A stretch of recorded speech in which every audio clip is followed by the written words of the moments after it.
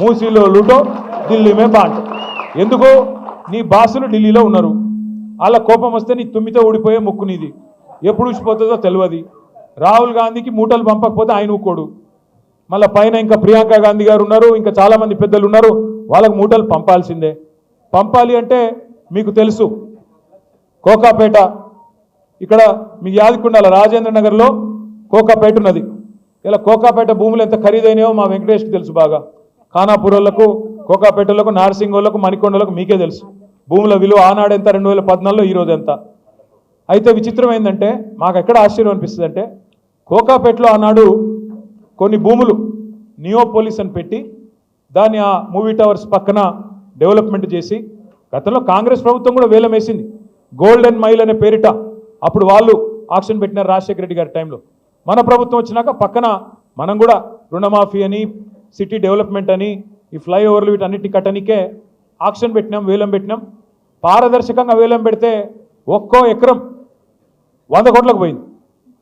పోతే దానికి కూడా మమ్మల్ని తిట్టినాడు ఇదే రేవంత్ రెడ్డి. అన్నాడు, ఏమన్నాడు, మీరు కేటీఆర్ అనేవాడు దోపిడిగాడు, స్కామ్ చేసిండు, ఇలా 10,000 కోట్లు నొక్కేసిండు అన్నాడు. ఓఆర్ఆర్ ఉంది కదా, మీ రాజేంద్ర నగర్ మీకు పోతుంది కదా ఓఆర్ఆర్, దాన్ని ఏం చేసినాం మనము, 30 సంవత్సరాల కోసం ఒక ప్రైవేట్ వాడికి అప్పచెప్పినాం. అప్పచెప్పి 7,400 కోట్లు వాడిస్తే రాష్ట్ర ఖజానాకి మనం దాన్ని అభివృద్ధి సంక్షేమ కార్యక్రమాలకు వాడుకున్నాం. ఆ రోజు కూడా నా మీద ఆరోపణ చేసిండు రేవంత్ రెడ్డి, 1,00,000 కోట్లు రావాలి మనకి ఓఆర్ఆర్లో, వీళ్ళు అడ్డికి పావుషేర్ అమ్ముకున్నారు అన్నాడు. నేను వాళ్ళు రేవంత్ రెడ్డి గారిని ఒకటే అడుగుతా ఉన్నా, అయ్యా ఆనాడు అపోజిషన్లో ఉన్నప్పుడేమో మాట్లాడుతీవి, ఓఆర్ఆర్ 1,00,000 కోట్లు రావాలా అంటివి, మళ్ళీ ఇవాళ నువ్వే మున్సిపల్ మంత్రివి, తెచ్చి చూపెట్టు, నేను వద్దన్నానా, క్యాన్సిల్ చేయి, ఓఆర్ఆర్ టెండర్ క్యాన్సిల్ చేయి, నేను తప్పు చేసిన రుజువు చేయి, నేను వద్దన్నానా, నేను తప్పు చేస్తే నువ్వు శిక్షించు, వద్దనట్లేదు.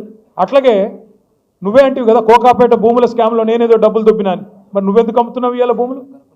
నేను చేసిన తప్పే అయితే, నేను అందులో స్కామ్ చేసిన మాట వాస్తవమే అయితే, నువ్వు ఆ రోజు వాగిన వాగుడులో అర్థం ఉంటే ఇవాళ ఎందుకు చర్యలు లేవు, ఎందుకు నువ్వు దాని మీద ఎంక్వైరీ చేయట్లేదు అని అడుగుతా ఉన్నా, ఎందుకు వాటిని రద్దు చేయట్లేదు? ఆ రోజు అల్లం అన్నది ఇవాళ బెల్లమైందా నీకు? నేను అడుగుతా ఉన్నా, మీరు దయచేసి ఆలోచించండి. ఎవడి కోసం మూసి అంటే ఇక దీనికి మళ్ళీ అందమైన కవరు, మనం గట్టిగా మాట్లాడి మూసి ఎందుకయా నీకు ఢిల్లీలో మూటలు వంచనిక పునరుజ్జీవం చేయాలంటే కేవలం 1,100 కోట్లు సరిపోతుంది కానీ గట్టిగా అడిగితే ఈ మధ్యన కొత్త పల్లె అందుకున్నాడు బాపు ఘాట్లనట. ఈయన పోయి భారతదేశంలో కాదు ప్రపంచంలో అతిపెద్దదైన మహాత్మా గాంధీ విగ్రహం పెడతారంట. ఈయన ఎవరు? రేవంత్ రెడ్డి.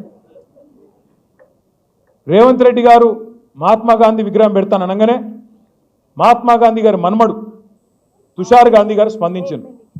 మహాత్మా గాంధీకి ఇవన్నీ ఇష్టం ఉండవురా ఆయన, ఆయన చాలా మంచోడు, ఆయన ఎన్నడూ ఆయన విగ్రహాలు ప్రపంచంలో పెద్ద విగ్రహాలు 1,000 కోట్ల విగ్రహాలు పెట్టాలని నేను కోరుకోలేదు, వాటిని పేదవాళ్ళ కోసం వాడు స్వామి, నువ్వు పెట్టుకోని ఆయన చెప్పినాడు. కానీ మహాత్మా గాంధీ గారు తప్పకుండా ఎక్కడున్నారో కానీ ఆయన ఆక్రోషిస్తూ ఉండింటాడు.